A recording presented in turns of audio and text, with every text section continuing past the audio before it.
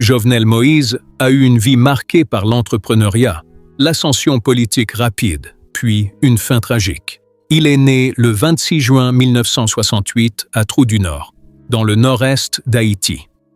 Il venait d'un milieu modeste. Ses parents travaillaient dur pour faire vivre la famille. Il a étudié en Haïti et s'est intéressé très tôt au commerce et au développement agricole. Avant la politique, il était surtout connu comme homme d'affaires. Il a investi dans l'agriculture, notamment dans la production de bananes. Son projet agricole le plus connu était Agritrans, une entreprise d'exportation de bananes vers l'étranger. Grâce à cela, beaucoup de gens l'ont surnommé Neg Banane Nan, l'homme des bananes. Il s'est rapproché du parti politique PHTK, Parti haïtien Tête Cal, lié à l'ancien président Michel Martelly. En 2015, il se présente à l'élection présidentielle. L'élection est contestée, reportée, puis reprise après une crise politique. En novembre 2016, il remporte l'élection présidentielle. Il devient président d'Haïti le 7 février 2017. Son pouvoir a été marqué par de grandes difficultés. Manifestations fréquentes, crise économique, inflation et hausse des prix, instabilité politique, accusations de corruption, contestation sur la fin de son mandat. Le scandale Petrocaribe a aussi fortement touché la vie politique haïtienne pendant cette période. Il promettait modernisation du pays, développement agricole, routes et infrastructures, création d'emplois, réforme de l'État. Mais beaucoup de projets ont été freinés par la crise. Les routes et les chantiers.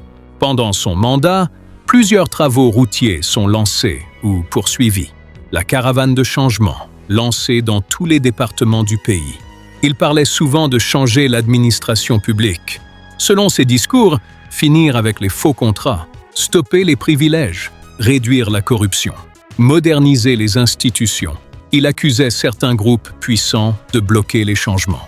En 2021, une grande dispute existait sur la date réelle de fin de son mandat.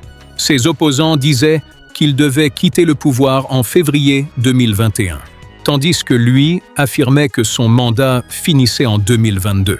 Dans la nuit du 7 juillet 2021, il est assassiné dans sa résidence privée à Pèlerin, près de Port-au-Prince. Son épouse, Martine Moïse, est blessée lors de l'attaque. Cet événement choque Haïti et le monde entier. Le pays entier entre sous choc. Un mystère qui demeure. Encore aujourd'hui, plusieurs questions restent ouvertes. Qui a organisé cela? Pourquoi? Qui bénéficiait de sa disparition? Quelle vérité reste cachée? Aujourd'hui, Jovenel Moïse reste une figure très discutée. Pour certains, un homme qui voulait changer Haïti. Pour d'autres, un dirigeant controversé. Pour tous, un président mort dans des circonstances historiques. L'enquête et les procédures judiciaires continuent encore aujourd'hui. Et le procès final reste attendu. Un grand merci pour votre attention. Commencement était la parole était avec Dieu, et la parole était Dieu. C'est ce moment ça tourne. Nous tournons dans moment pour me parler avec le peuple, pour me parler avec nous tous. On me dit nous suspendre. Ça n'a fait, nous commençons à faire trop longtemps. 4 ans, nous montons président qui a combattu pour le pays, nous diaboliser, nous assassiner, nous fusiller, nous exiler.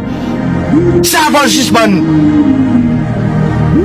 Et c'est ça que je me dis premier, mais je me dis, tout le monde, je me dis encore. Petite là, la fête. Et si c'est césarienne pour faire pour toi, amène. Ma peuple votre là, ma sauver ni petite là, ma sauver ni maman. C'est l'immense. Et c'est ça ma peur. M'pas qu'on fait crime. M'gon sauver monde. Et c'est l'immense, c'est ma peur.